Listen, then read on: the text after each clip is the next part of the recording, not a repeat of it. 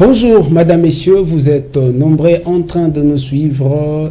Encore une fois aujourd'hui, grande analyse, débat de l'actualité et commentaires. C'est tout de suite avec mes invités sur ces plateaux. Devant moi, ou encore s'il vous plaît, à ma droite, Fortuna, qui est aussi un cadre et politique, notamment partisan de l'ATD. Bonjour Fortuna.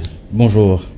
Et à ma gauche, il s'appelle Patrick, mais notamment aussi un avocat, mais sinon un passionné de la politique, aussi membre et cadre d'un parti politique. Bonjour Patrick. Bonjour cher Elvis. Comme je l'avais annoncé au début de mon allocution, question d'actualité, mais bien sûr, débat sur la marche de l'opposition. On en parle tout de suite. Je vais directement aller à ma droite avec Fortuna. Comment avez-vous appréhendé la marche de l'opposition? Merci beaucoup pour la parole, monsieur Elvis. J'aimerais au fait porter une petite correction. Ce n'est pas ATD, mais c'est plutôt RDT. RDT. Effectivement, okay. Peut-être que vous avez Merci oublié. Beaucoup. Bien sûr, on a suivi la marche de la fois passée. C'était les samedis derniers que l'opposition avait marché. Et on a suivi ça avec beaucoup plus de sériosité, beaucoup plus de concentration pour voir ce qui pourrait apporter cette marche-là. Et aussi au courant de la semaine, je crois bien que c'était le 25 mai, qu'on a suivi les sit-ins ratés d'ailleurs devant la CENI, donc ce qui n'a pas marché. Et aujourd'hui, nous sommes venus donner nos points de vue par rapport à ce que l'opposition est en train de faire. Je veux déjà aller, comme il s'agit de points de vue, Monsieur Patrick, vous avez remarqué avec, comme tout autre Congolais, mais selon les autres, c'était de l'amertume, c'était du désarroi, c'était notamment aussi de la tristesse, voir que c'est sous un pouvoir de l'opposition que tout ce qui se passe aujourd'hui peut se passer. Selon vous, comment avez-vous appréhendé la répression, mais notamment l'encadrement de la police quant à la marche de l'opposition et le sit-in qui s'est tenu devant la CENI, qui devrait bien sûr se tenir devant la CENI? Parfait. On a eu, je pense, deux événements, deux marches, on parle de ces deux marches. Et selon l'historique des événements ou du processus même, il y a eu un itinéraire qu'il fallait suivre, que l'autorité provinciale avait arrêté, ensemble bien sûr avec les parties prenantes à cette marche, les opposants si je peux dire. Voilà. Donc, la lecture est que l'opposition ou les parties prenantes de cette marche n'ont pas respecté l'itinéraire et les directives de l'autorité provinciale. Mais comment expliquez-vous que le même jour de la marche, quand l'opposition est venue déposer leur avis de marché, et qu'il y ait notamment aussi une direction ou encore un appel pour que la partie bien sûr de la majorité ou encore du pouvoir puisse demander à l'UDPS de marcher au même moment que l'opposition? N'est-ce pas une restriction de la liberté de marche ou encore la liberté de revendication? Bien au contraire, si je comprends votre question, si la partie au pouvoir, l'UDPS, comme vous dites, les jeunes de l'UDPS ont demandé à marcher le même jour ou 2 jours après la demande de l'opposition. Quoi de plus normal que lui accorder cette liberté de marcher? Cette liberté de marcher. Je ne vois pas pourquoi on va s'attarder à dire que non, voilà, il y a eu manœuvre du côté du pouvoir à accepter que l'autre aussi marche à la date qu'il voudrait bien marcher. Je ne vois pas de mal en cela. Donc, moi, je vois en tout cela des alibis que l'opposition, la fausse opposition même, je dirais, puisque dedans... Donc, il y a la vraie. S'il y a la fausse, donc il y a la vraie. Écoutez, il n'y a pas d'opposition aujourd'hui. Nous savons qui détenait le monopole d'opposition dans ce pays. Effectivement, aujourd'hui, il n'y a pas d'opposition. Comment ça peut s'expliquer que dans une république qu'on appelle démocratique, il n'y ait pas l'opposition? C'est vous qui étouffez notamment cette opposition pour ne pas parler de l'opposition. Je ne suis pas en train de... Lorsque je dis qu'il n'y a pas opposition, je ne suis pas en train de dire là que l'opposition est étouffée ou quoi. Non. Je parle de la population qui adopte ce que, bien sûr, une telle partie, une telle autre voudrait... Mais vous n'allez pas m'expliquer carrément que dans une république, il y ait seulement de protagonistes. Il peut aussi y avoir des antagonistes. D'où on peut parler de l'opposition, parce qu'il y a ceux qui n'apprécieront pas peut-être ceux qui se font. Monsieur Elvis, comprenez bien ma logique. Donc il y a la faux opposition. Quand je parle de vraie opposition, je vois ce que feu Étienne Tshisekedi a fait. Bien sûr, avec le président actuel. Il n'a pas enseigné une vision, il n'a pas légué une mission, c'est ça. En 38 ans, s'il vous plaît. Et aujourd'hui, vous me parlez de combien d'années? 2 ans? Vous me parlez de qui? Matata? De Fayoulou? Combien? 3, 5 ans? Il faudra combien d'années pour que les Tshisekedi bis puissent revenir sur la scène? Je ne parlerai pas trop. C'est une idéologie qui devait tomber caduque après sa mort. Je ne parlerai pas trop en termes d'années, mais plutôt en termes d'idéologie. Et en termes de fait, il n'y a pas d'opposition. Nous voyons aujourd'hui que l'opposition est menée par je ne sais dire, des sentiments, ou par des sentiments, je peux même dire des sentiments de haine, ou de... C'est pour ça qu'on ne voit pas la population derrière. Il n'y a pas de vraie raison. On a vu feu Étienne Tshisekedi faire de l'opposition. Le président actuel, on l'a vu faire l'opposition. Monsieur Jean-Pierre Bemba, on l'a vu faire l'opposition. On voyait que c'était des idéologies et on voyait la population derrière. Je vais poser cette question avant de passer à Monsieur Fortina. Oui. Pensez-vous que pour faire l'opposition, il faut seulement drainer une foule en liesse derrière vous, ou il faut avoir le courage de dire non quand il s'agit d'un fait? Parfait, c'est une très bonne question. Moi, je te dirais, tu te lèverais seul et faire l'opposition. Déjà que tu t'appellerais leader. Leader, ok? Comme fut le cas avec Étienne Tshisekedi. Parfait. Mais alors, il faut dresser une masse. Nécessairement, il faut. L'opposition ne vient pas de quelqu'un. Je ne peux pas me lever comme ça et dire non. Je dois être le porte-étendard, le porte-parole de...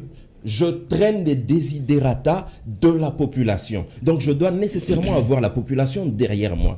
Et ce qu'on voit actuellement, vous êtes d'accord avec moi que ce n'est pas... Comment vous dites? Et si cette population est muselée, ça, vous le saviez? Comment vous pouvez dire que la population est muselée? La population... Parce que le courage n'est pas donné à tout le monde. L'histoire nous rappelle et nous renseigne clairement que la Ligue de Lumumba était une lutte républicaine, pour toute une république. Et également, la Ligue d'Étienne Tshisekedi a commencé au Zaïre jusqu'à ce que ça devienne avec Kabila. Vous le dites et très il bien. était la seule personne à mener sa lutte. Il n'y avait parfois pas de gens derrière lui, mais il a au moins fait sa part. Mais vous avez tout faux à dire que Lumumba n'avait pas des gens derrière. Vous avez tout faux à dire que Feu Étienne n'avait pas des gens derrière. Ce n'est pas ce que vous faites allusion, ça n'était pas leur désidérata qu'ils emmenaient. Non, qu'ils traînaient. Non, pas du tout. Et vous le savez très bien, n'est-ce pas? Donc aujourd'hui, je ne vois pas, monsieur, je n'ai même pas envie de citer Matata Pogno, ce sont des gens très mal placés. Ce sont des citoyens, je le respecte très bien. Mais la casquette qu'ils veulent porter aujourd'hui d'opposants, moi, écoutez, marcher dans la rue. Hein. Tout à l'heure, quand je venais, avant d'arriver, j'ai essayé de faire du journalisme à ta place et tout. Par rapport au sujet, bien sûr, qu'il fallait débattre. Je vais te revenir. C'est par cette note que je vais t'arracher la parole. La population ne prend pas au sérieux. On va revenir. Matata Pogno, en tant qu'opposant, ne prend pas au sérieux monsieur Délis et Sandra. Retenez vos idées, on va y revenir.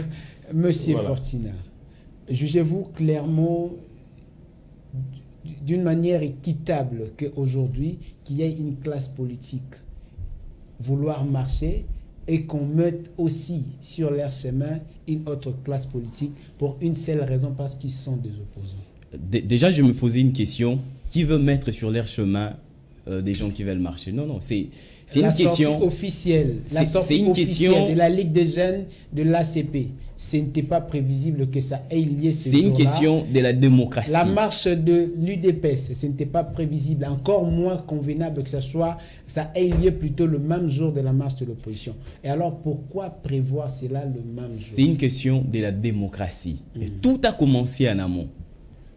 Qu'est-ce qui a été fait en amont? Ils se sont concertés avec l'autorité de la ville. Ils se sont convenus du 20 mai, la date du 20 mai pour leur marche. Et non, on sait même pas le 20 mai. Et on sait même bon, c'était le 13 mai, ils ont repoussé ça au 20 mai. Donc ils étaient d'accord. Ils sont d'accord de l'itinéraire qui a été établi. Vous comprenez un peu. Et à la même date là, c'était aussi la marche de l'opposition. Mais nous prenons la démocratie. La démocratie, c'est laisser la personne s'exprimer ce qu'il est en train de penser. Exprimer ce qu'il veut voir arriver. C'est ça au fait. L'opposition a fait sa marche proprement. Il n'y a pas eu de délire. Il n'y a pas eu de délire. Il n'y a pas eu de délire. En fait, je parle de la majorité, pardon. L'UDPS a marché. Il n'y a pas eu de délire. Mais l'opposition, quant à lui, excusez-moi, j'étais à Lemba. Je vis comment ils étaient en train de marcher. En réalité, ils n'ont pas marché. Ils ont fait quoi? Je ne suis même pas sûr qu'ils ont fait 10 mètres. Ils ont saccagé. Mais non, c'est une bande de gens, une bande de personnes qui étaient là pour provoquer en fait les policiers. Parce que les policiers étaient présents. Les policiers ne sont pas allés vers l'opposition, non. Mais ce sont les délinquants de l'opposition. Bon, quand je parle de délinquants, ce n'est pas Martin Fayoulou consort, mais ils avaient des délinquants, entre autres les Koulouna qui les suivaient, qui sont allés attaquer les policiers. Raison pour laquelle les policiers ont réagi. Départageons les responsabilités. En fait, je dois finir. C'est un peu sur ça que moi je me suis dit, non, on n'a pas une opposition aujourd'hui. Parce que même l'opposition aujourd'hui manque l'idéologie. Vous savez, l'idéologie d'Étienne Tshisekedi était le peuple d'abord. Nous sommes en train de lutter pour que le peuple vive mieux. Mais aujourd'hui, demande l'opposition, ils sont en train de lutter pourquoi? Est-ce qu'il s'agit encore d'une lutte étant au pouvoir? Moi, je me dis, excusez-moi de le dire si haut, que l'UDPS lui-même, comme parti politique, est au pouvoir et lui-même est en train de faire office de l'opposition. Vous allez en arriver. Vous allez en arriver. Est-ce qu'il s'agit encore d'une lutte étant déjà au pouvoir? Bon, moi, je me dis... Le peuple d'abord. Bon, en fait, le peuple d'abord, c'est en fait une lutte... Bon, en étant au pouvoir, c'est qu'il faut soutenir les bonnes œuvres. Oui. Donc, on lutte pour les bonnes œuvres. Donc, c'est-à-dire quoi? C'est-à-dire que le président a une vision. Qu'il a donné pour la République. Il te donne l'argent. Exactement. Le président. Il te donne même la capacité, le temps de faire ce que tu fais. Le président. Pour moi encore quoi? Le président a une vision. Vous comprenez? Le président a une vision.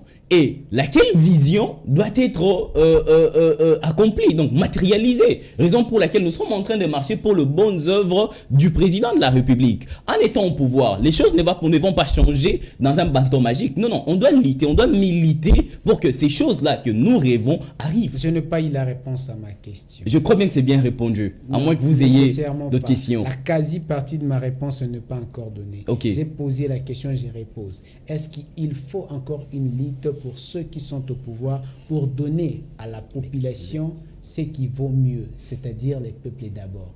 Est-ce que ces peuples d'abord y servi? C'est ça ma question. Non, mais après 4 ans.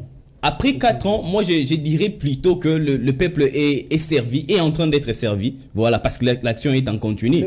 Donc, et la vision, effectivement, j'arrive. La vision du président. À la fin du mandat, cette population serait servie qu'à la fin. Le mandat du président de la République, soyons d'abord d'accord que le mandat du président de la République est positif. Là, nous sommes d'accord. Et la vision du président de la République. Cette question, en fait.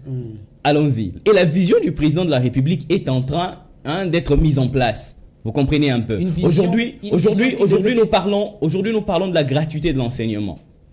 Là, nous sommes d'accord. Même les catholiques, hier, ils n'étaient pas d'accord avec la gratuité. La vision devrait déjà être claire dès le commencement. Non, mais la vision était claire. La vision, on la travaille. Ce n'est pas d'un bâton magique qu'on va réaliser une vision. On la travaille. La gratuité de l'enseignement, ce n'était pas un bâton magique. Là, il fallait travailler pour qu'on arrive à cette vision-là. Vous comprenez un peu. Aujourd'hui, on parle, pardon, je vais finir. Aujourd'hui, en venant, il y a quelqu'un qui m'a informé que les enseignants touchent maintenant 400 000 francs congolais.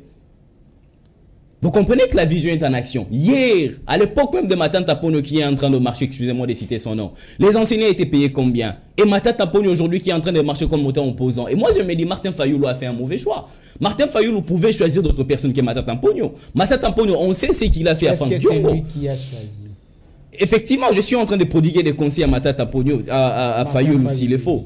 Martin Fayoulou a fait un mauvais choix. Il devait se choisir un camp où il va bien mener sa lutte. Quel est ce camp selon vous? Bon, je ne sais pas, il y a plusieurs politiques qui sont là. Il y a Franck Diongo qui est là. Il y a plusieurs politiques qui ont combattu. Matata Tamponyo en réalité n'est pas un opposant. Matata Tamponyo est en train de chercher là où il doit sortir. Parce qu'aujourd'hui, si on doit retracer, excusez-moi de chuter, si on doit retracer ce que Matata Tamponyo a fait dans ces pays, bien qu'il a bancarisé l'histoire de la bancarisation, nous sommes d'accord avec lui. Mais la réhabilitation de son bureau a coûté 2 millions de dollars à l'État congolais. La construction de son université a coûté 5 millions. Où est-ce qu'il a eu cet argent? On ne sait pas. L'histoire de Bukanga Alonso, dans son triste sort. Est-ce qu'on doit encore parler de Matata Ponyo dans ces pays comme étant un opposant? L'exécution Je ne du le crois premier pas. projet, le premier pas de Tilejelo avait coûté combien dans la province? La différence entre le mandat de Tshisekedi et le mandat de Kabila, c'est que j'arrive. Pas la réponse. Non, je vous donne, c'est une partie de la réponse. Laissez-moi donner cette réponse-là parce que c'est très nécessaire. Les gens doivent comprendre. Lorsque il y a manque de la traçabilité financière, on a l'IGF qui est là, à la direction de Gilles Lingueté. On sait retracer qui a fait quoi, qui a pris quoi et qu'est-ce qui n'a pas marché lorsque vous parlez de Tilejelo. Mais pour Bukanga Lonzo, on n'a pas eu les échos. On prend les échos, je crois, 6 ou 7 ans après. Et là, on a même des difficultés à retracer cette ligne budgétaire. C'est parti où? Donc, ils ont dilapidé de l'argent de l'État. Et aujourd'hui, on a une crise de maïs dans le pays. Vous le savez, qu'on a une crise de pays. Et pourtant, Bukanga Lonzo pouvait ravitailler la ville. Pouvait ravitailler le pays. La RDC ne peut manquer de toutes choses, mais pas le maïs. On n'est plus dans le temps de Matata. Effectivement, vous savez qu'il y a des projets en continu. Donc, il y a des projets, exemple, Bukanga Lonzo, qui pouvaient nous nourrir jusqu'à aujourd'hui. Parce que ce n'était pas un projet propre à lui, Matata Ponyo. C'était un projet de l'État. C'était un projet de l'État. Même si lui partait, l'État continue. Il y a des gens qui seront là pour la même production. Aujourd'hui, l'État est en train de faire recours au privé. Mais pourtant, on a des institutions de l'État qui pouvaient bel et bien nous ravitailler du maïs. Qui pouvait? L'État, bien sûr. Je parle bien du projet Bukanga Lonzo. C'est ce que je dis. Qui pouvait essentiellement ravitailler? Bukanga Lonzo pouvait ravitailler la ville pour qu'il n'y ait pas cette trêve de maïs. Je veux que vous recadriez un peu le temps de ces verbes, au temps où nous sommes. Exactement. Qui pouvait mieux faire ce travail? Il y a des personnes attitrées qui pouvaient... On a même le ministère de l'Agriculture qui est là. Qui pouvait... C'est pas, on a tout un qui ministère, pouvait... Il y a même une entité qui a été... attribuer la faute pour regarder derrière? Non, la faute aujourd'hui, c'est par rapport au détournement, l'argent qu'on n'envoie pas clair. C'est ça la faute qu'on doit révéler. Ma question. Et ma question est ensuite celle de savoir. Pensez-vous qu'aujourd'hui, Matata, malfrat qu'il est comme vous, nécessairement vous les qualifiez. Et aujourd'hui, l'IGF a mené des enquêtes avec de tierces personnes qui sont aujourd'hui coupables des malversations financières. Et où sont ces gens? Est-ce que sont-ils aux mains de la justice ou sont laissés nécessairement libres comme du vent, mais aussi libres comme des électrons, mais qui ont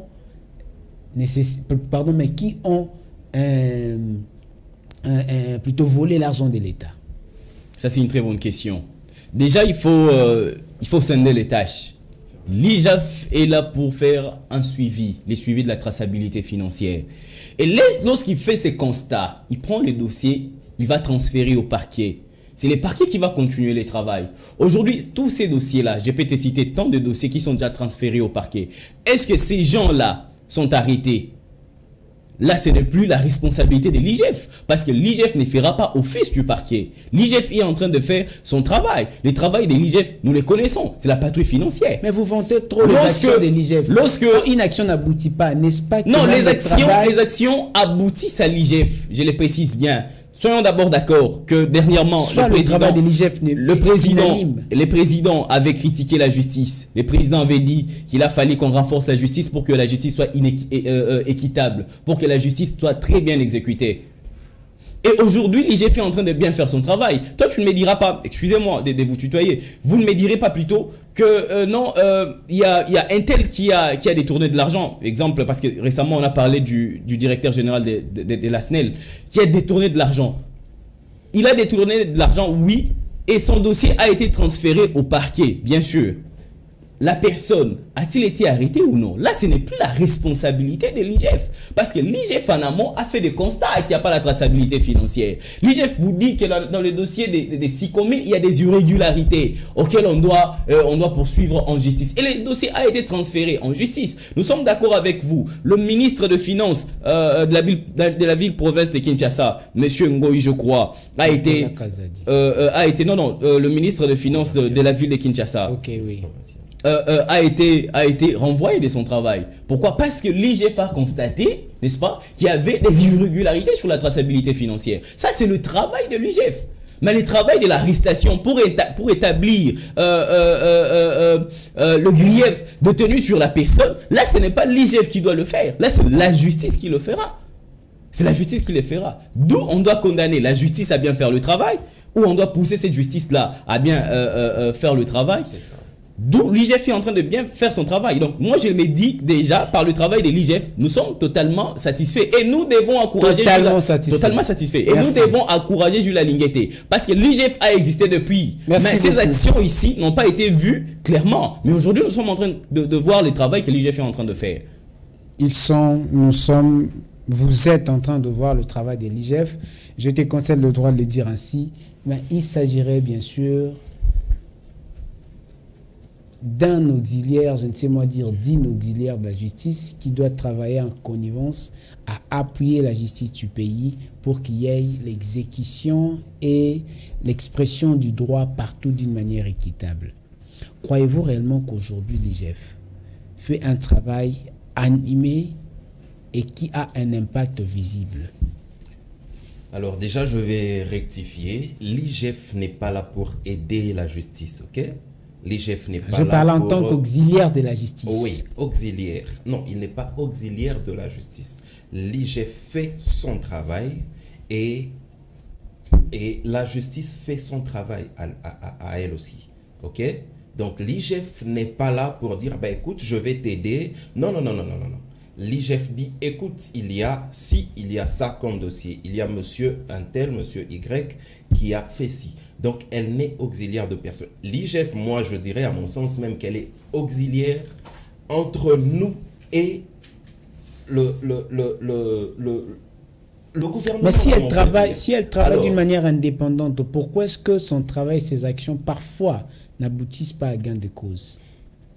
Je serais forcé de dire la même chose que mon confrère, Fortuna, ok? Donc, l'IGF fait son travail de fond en comble, ok? Lorsqu'elle vient, elle dit, ok, chez FM Télévision, l'État avait alloué des fonds, elle vient, elle regarde, ces fonds ont été alloués sur pour ci ou pour ça, ok, elle table, il y a traçabilité et d'ailleurs, elle informe toujours. Des semaines même avant, elle envoie des correspondances à qui de droit? Des entités qu'elle doit contrôler, l'IGF bien sûr. Alors, lorsqu'elle envoie, vous avez le temps de préparer tout selon le cahier que l'IGF a envoyé, n'est-ce pas? Et si vous n'avez pas pris ce temps, l'IGF arrive et trouve qu'il y a des choses louches. Que voulez-vous qu'elle fasse? Alors, pour répondre exactement à ta question, l'IGF fait complètement son travail. Son travail, c'est quoi? C'est la patrouille financière, ok? Lorsqu'elle vient dans une entité de l'État, elle arrive, elle retrace tout. Tout et tout et tout. Et lorsqu'elle a fini, ce n'est plus le travail de l'IGF de déférer, d'emmener les gens en prison, non. Moi, je vous conseillerais même, vous, chers journalistes, de braquer maintenant vos yeux à la justice. Poussez la justice maintenant pour que le travail soit complet. Il y a un problème au niveau de la justice. Décrié depuis le haut de l'État, depuis le sommet de l'État, le président de la République, qui dit, dernièrement, j'ai suivi même un tweet, je crois, et c'est une communication même officielle, du ministre de la Justice, qui tonne sur ses agents, on va dire comme ça, ses agents, qui tonne et qui dit, si on ramassait un magistrat, un juge ou n'importe qui, n'importe quel acteur de la justice dans des méandres à pas faciliter la tâche à la population, en tout cas cette personne sera traitée sans ménage. Mais est-ce que dans un état sérieux, où il y a nécessairement la mainmise de l'inspection des finances, là où il y a la mainmise de la justice, là où il y a la mainmise de la patrouille financière, excusez-moi, pensez qu'on doit parler à la longueur des journées, du matin au soir, des détournements des fonds, des corruptions et j'en passe? Bah écoutez, on vient de quelque part et nous le savons tous. Donc c'est un parcours. Je ne vais pas... à qui voulez-vous que j'impute cela? Aux acteurs. C'est ce que je dis. C'est un parcours. Tout pays... Mais vous voulez imputer, vous voulez imputer ces délits à qui? Puisque seul l'acteur demeure le propriétaire ou encore la personne qui a commis cette action. Moi, je vous dirais même qu'aujourd'hui, on est en phase de changement. OK? Avant, il y avait... Mais M. Patrick, 4 ans après, que nous soyons en phase, pas dans le changement, mais en phase, à combien de pourcents pouvez-vous équivaloir ou encore mesurer ces changements sur 100? Sur 100%. Je ne peux pas mesurer ce changement sur 100%. Non, je dirais, c'est un travail, par exemple, qui doit prendre, je donne l'exemple, 30 ans. Sur 100, combien déjà? Qui doit prendre, par exemple, 30 ans ou 50 ans, OK?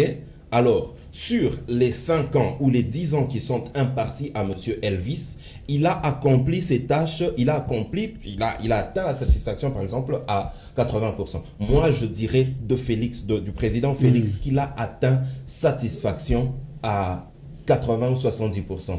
70 à 80%. Et je vous le dis sans de l'eau dans la bouche. Mais sinon, nous sommes... Vous voyez, parce que c'est aujourd'hui qu'on peut voir qu'un ministre peut être déféré en justice. C'est que nous sommes déjà dans le changement. Nous sommes déjà dans le changement, c'est ce que je Tout a changé. Non, nous 80%. sommes dans le changement. 80%, rien ne change. 80% de ce que lui doit faire. J'ai dit ceci, il y a par exemple... Ah donc 20% dans le processus dont nous sommes. Donc, pour ce qu'il doit faire, écoutez, j'ai dit ceci, le changement peut nécessiter 30-50 ans, ok? Répartis en 10 mandats, ok? 10 mandats. Alors, ce n'est pas un seul mandat qui va venir et tout changer, non, ok? La part de Félix, l'apport que Félix doit apporter, ok? Au pays, en tout cas, il est à 80% atteint. Ah, pour son quota. Pour son quota à lui. Ok. Okay? Donc, pour atteindre ce changement, vous êtes d'accord avec moi, on a vu l'Italie, on a vu plein de pays, je peux vous en citer, qui sont partis de corruption, de misère, de si, renseignez-vous, en Italie, pour acheter un beignet, un petit pain, il fallait ramener toute une brouette d'argent. Vous vous rappelez de l'époque, vous êtes journaliste. Notamment. Donc, merci beaucoup. C'est un processus et laissez chacun, n'exigez pas au président actuel de tout de suite changer le Congo en paradis. Nous savons chacun va apporter nous savons qu'il n'est pas Messie. Demain, ça peut être M. Fortuna. Nous savons qu'il n'est pas vous, Messie ni Moïse. Nous le savons. Nous savons qu'il n'est pas Messie ni Moïse pour faire changer les choses d'une manière magique. J'espère que vous parlez de Moïse de la Bible et non... Je parle aussi du Messie de la Bible. Parfait. Notamment. Il y a nomination. Le chef de l'État venait de signer tout récemment les ordonnances portant nomination des directeurs généraux et des directeurs, et des animateurs dans les entreprises publiques, qu'il s'agit bien notamment de la DGDA, de la DGRAD et de la Sonahydro.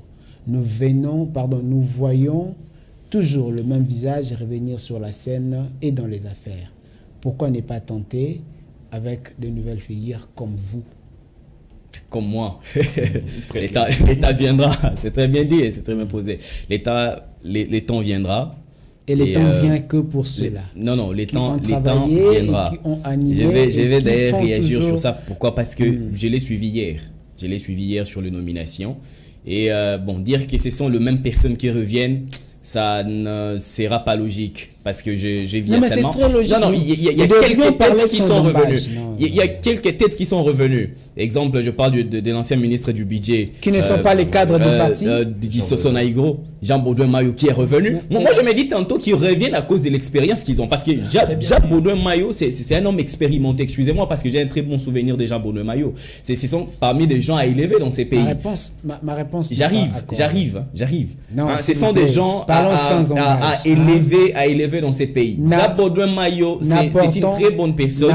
Il a très bien géré le ministère du budget. N'apportons pas le casquette, excusez-moi, politique sur le plateau. Non, je ne suis pas en tout cas... Ceux qui nous suivent ont besoin de l'information et de la formation. C'est-à-dire, il y a un aspect aussi pédagogique. Vous avez étudié. Vous êtes passé par les bancs de l'université. Parfois, vous êtes aussi expert en hydrocarbures. Est-ce que seul Baudouin-Maillot qui fit, donc avant il était ministre du budget, il avait aussi l'expertise du budget. Demain, il sera ministre de quoi que ce soit, donc il a l'expertise dans tous les domaines de la vie sociale.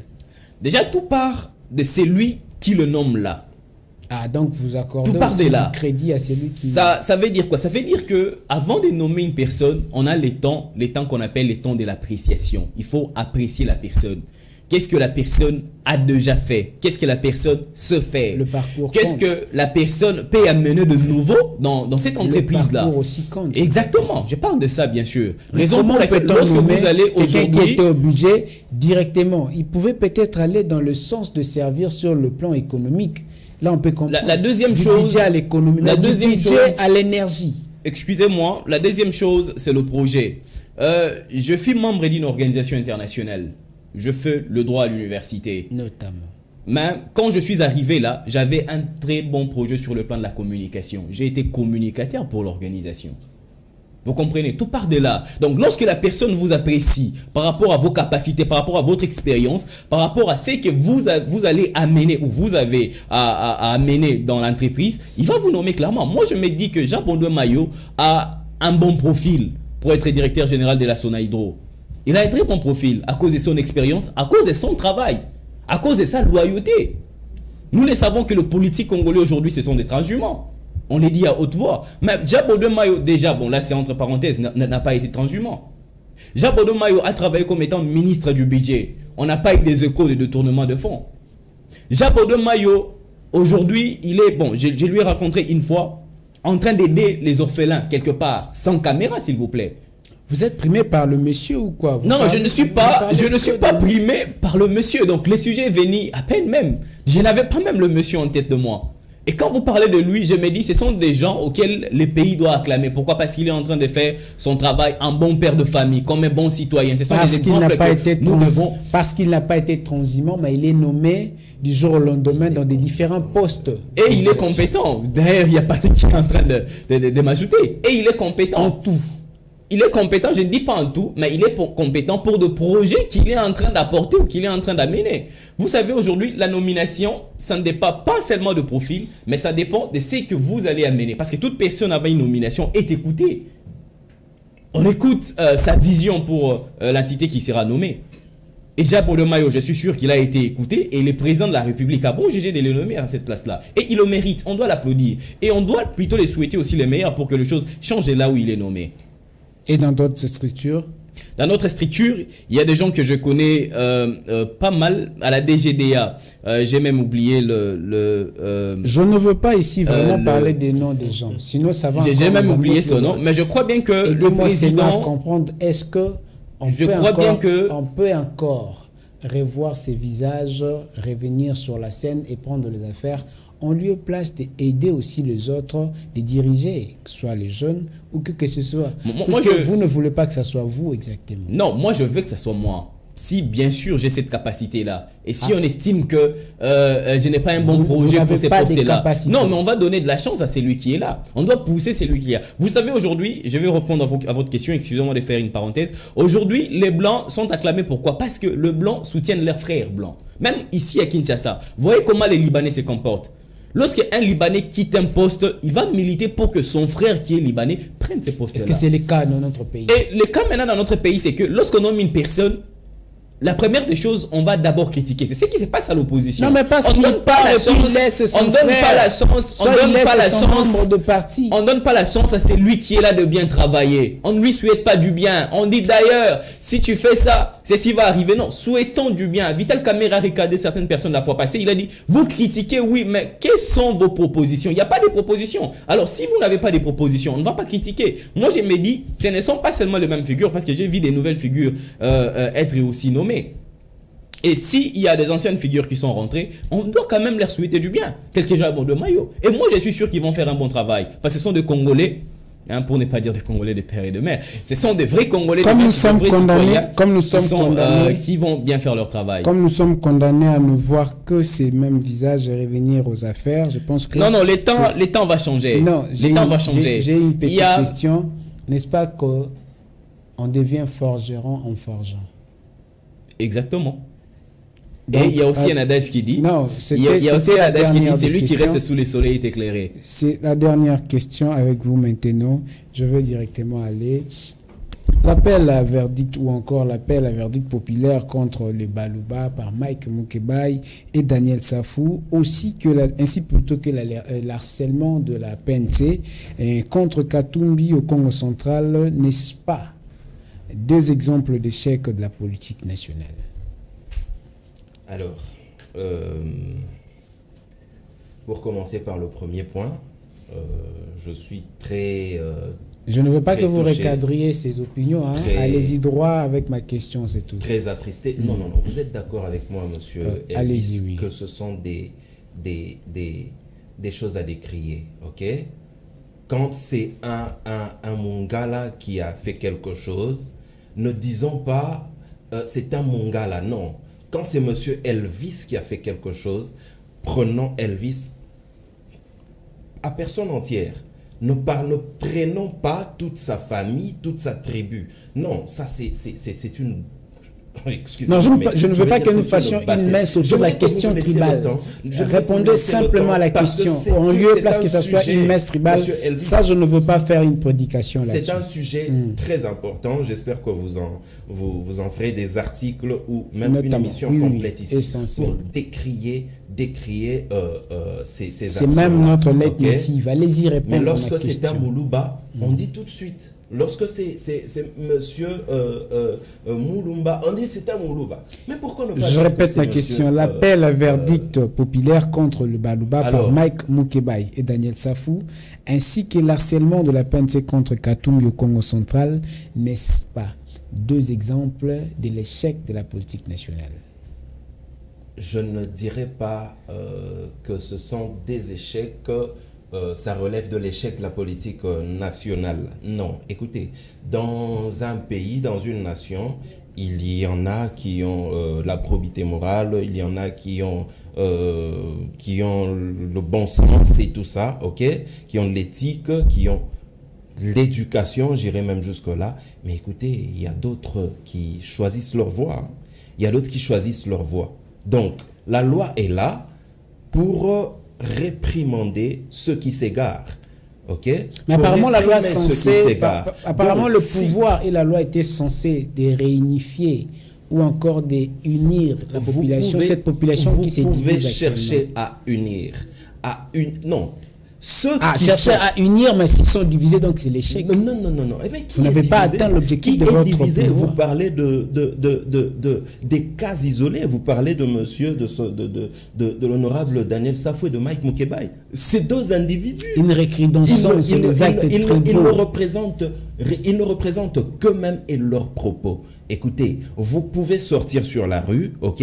Essayez de faire suivre leurs propos par un micro-trottoir. Vous verrez que plus d'un Congolais ne sera pas d'accord avec cela. On n'a que 8 minutes pour terminer cette émission. Ce n'est pas un échec, comme vous dites, de l'éducation nationale. Ce sont des cas isolés. La politique nationale, j'allais dire, ce sont des cas isolés. Ça relève de... Ils veulent traîner plutôt, vous et nous, à cette logique-là.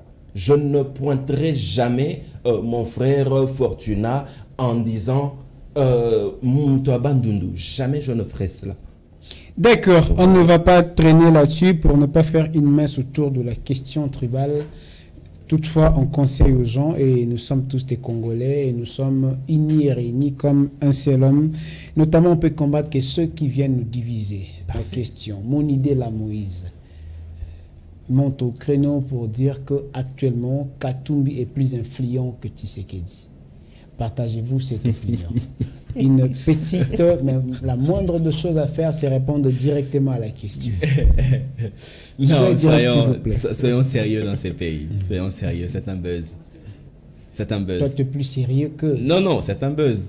C'est un buzz. Moïse Katumbi n'est pas influent dans ces pays. C'est un homme politique, oui, c'est un homme qui draine de foule derrière lui. Mais il a été incapable de mobiliser les gens pour la marche. Il a été incapable de mobiliser les gens pour les sit-ins. Nous savons ce que Tshisekedi faisait. Tshisekedi, le fils, bien sûr, Félix Tshisekedi. C'est qu'il faisait.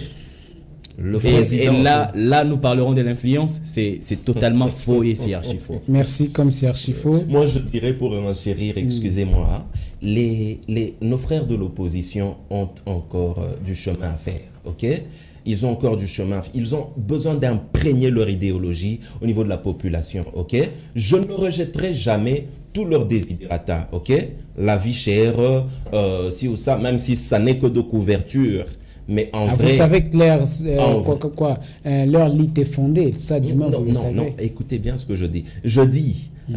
C'est de façade, mais en vrai, ok, il y a la haine. En vrai, ce n'est pas vraiment ça, ok. On les a vus devenir opposants par incidence, parce qu'on leur a refusé le pain. Bon, on ne va même pas dire leur a refusé le pain. Mais écoutez, ils vont faire de la haine pour quel objectif et pour quel sous-bassement? Mais c'est ce que je dis. Comment ils deviennent opposants? C'est parce qu'ils ne se sont pas vus autour du gâteau, et puis voilà, on devient opposant demain. C'est pourquoi ils sont haineux, selon vous? Bah, clairement, ça c'est de la haine.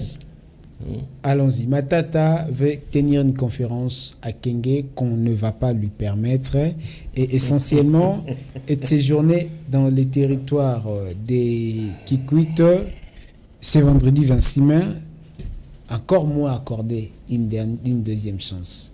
Le simple fait de ne pas lui permettre d'entrer à Kenge pour tenir sa conférence et de ne pas lui permettre d'entrer dans le territoire de Kikwit, n'est-ce pas essentiellement une façon d'enfoncer le régime inexorablement dans l'oppression et dans la tyrannie? C'est une très bonne question, mais est-ce que je peux quand même glisser 2 mots sur le tribalisme de ces Patrick a dit? S'il vous plaît, c'est très important. S'il vous plaît, c'est très important. C'est très important. Hein, non, pas 2 minutes, juste 5 secondes. 5 secondes. Allez-y avec la question. Mais très chers concitoyens, nous sommes tous des Congolais. Les Louba sont nos frères. Les Bakongo sont nos frères. Les Bangala, les Baswahili, nous sommes tous unis. D'ailleurs, le président de la République avait dit ceci: je suis venu pour réunir, je ne suis pas venu diviser. Il est le président des opposants, il est aussi le président de ceux qui sont dans la majorité. Il n'est pas un père, un Dieu le Père. Ne pas permettre Matata de tenir sa conférence. Pour ne pas être critiqué, il peut être critiqué, mais critiquons selon le norme. Toti tribalisme, s'il vous plaît. Allons-y avec la question. Tribalisme, Ndeko Daniel Safou, Nandeko Mike Mukebai, tribalisme ezamala mute. Tozo baluba lokola bandeko. Le pouvoir. Merci beaucoup. Nous sommes d'accord avec Matata Mponyo Kakenge. Ce n'est pas les autorités qui ont refusé en amont. Ce sont la population qui avait refusé en amont. C'est la population qui avait refusé que Matata Mponyo puisse venir à Kenge. C'est la population. Allez faire des recherches. Population, et aussi y avoir les autorités. Une place réservée pour l'accueillir, mais au moins la population a refusé. Là, on a même refusé qu'il organise sa conférence. Non, c'est la population qui a refusé. C'est comme le cas avec Mouskatumbi. L'autre là va renier que ce n'est pas moi qui ai fait en sorte qu'il ne puisse pas entrer dans ma province. C'est le même cas remarqué. Non, Moïse Katumbi, je crois bien que le gouverneur a dit ce sont pour des raisons de sécurité. Bon, il a avancé beaucoup. Après, il a renié que ce n'est pas lui. Non, il a avancé des raisons. Il n'a pas donné des injonctions aux agents de l'ordre pour refuser son entrée. Exactement. Donc, ce sont pour des raisons de sécurité qu'on sort. Donc, il y a un paradoxe dans cet angle-là. Allez-y répondre à la question. Par rapport à Matata Mponyo à Kenge. Le pouvoir inexorablement, n'est-ce pas le fait d'enfoncer encore une fois la tyrannie et l'oppression? Je le dis sincèrement et je le dis clairement. Que ce ne sont pas les autorités qui ont refusé. Ça, ce n'est pas la réponse à ma question. C'est le commencement en fait de ma réponse. En train d'enfoncer l'oppression et la tyrannie. Non, laissez-moi finir s'il vous plaît. Je dis ceci. Vous allez finir, mais on est pratiquement arrivé à la fin. Exactement. Vous prenez votre temps pour rien. Ce ne sont pas les autorités qui ont refusé. Et refuser Matata Mponyo d'entrer à Kenge, je vais conseiller aux autorités que Matata Mponyo aujourd'hui n'est pas assez populaire. L'opposition aujourd'hui, comme on les traite en lingala, ils ont opposition pété. Laissez-le faire ce qu'ils veulent faire. Et je crois bien que cela ne va aboutir à rien. Parce qu'on sait que le deuxième mandat, c'est pour Félix Tshisekedi. Dernière question avec l'IGF, c'est avec Patrick. On va y aller directement. L'affaire Contrat Sino-Congolaise. Vous n'avez plutôt que 15 secondes, s'il vous plaît. L'affaire Contrat Sino-Sicomine. Le président, c'est Vinci, mais il a eu une tête-à-tête avec le président chinois, bien sûr qu'à Beijing, mais au centre de leur discussion, c'était des questions pour débattre aussi la corruption, soit encore la non prise en partie de ces contrats léonais chinois déclarés par l'IGF, que la RDC nécessairement ne pas aussi, pardon, que la RDC a été flouée. Que diriez-vous par rapport à ce que l'IGF a dit, sinon concernant ces contrats léonais? Alors, dire par rapport à ce que l'IGF a dit, je ne... La RDC est flouée. C'est-à-dire que tout n'est pas clair par rapport à ces contrats. Exactement, exactement. Il y Mais a des on faits qui se décrit les détournements de 6,5 milliards de dollars. Il y a des points sur lesquels ils se sont basés, n'est-ce pas? Il y a des points sur lesquels ils se sont basés. On a relevé, je parle d'un point, par exemple, celui de l'hôpital du Cinquantenaire, qui a coûté, pas pour construction, mais pour rénovation. Je vous en prie d'être très concis, s'il vous plaît. Qui a coûté plus de 100 millions de Soyez dollars. plus concis. Okay? Donc, il y a des points à raison que l'IGF puisse dire que le pays a été floué. C'est clair. C'est clair. Merci beaucoup. Je comprends très bien la lutte et j'apprécie très exactement l'approche que le président fait à ce niveau. Merci, là. merci, et c'est à merci. tous les niveaux qu'il y a combat. Qui a combat. Merci beaucoup. Je vous dis merci. Vous nous avez suivis de partout. C'était un réel plaisir, madame, messieurs. J'avais reçu sur ce plateau Patrick et Fortuna, qui sont tous deux membres de la RDT, Rassemblement démocratique Tshisekedi, mais notamment Patrick est un fervent juriste qui travaille et milite aux côtés de la population. Bien sûr que vous voulez les contacter, allez-y, composez le 082 006 47 47. Je vais répéter 082 006 47 47. D'ici là, portez-vous bien. Cette émission est terminée.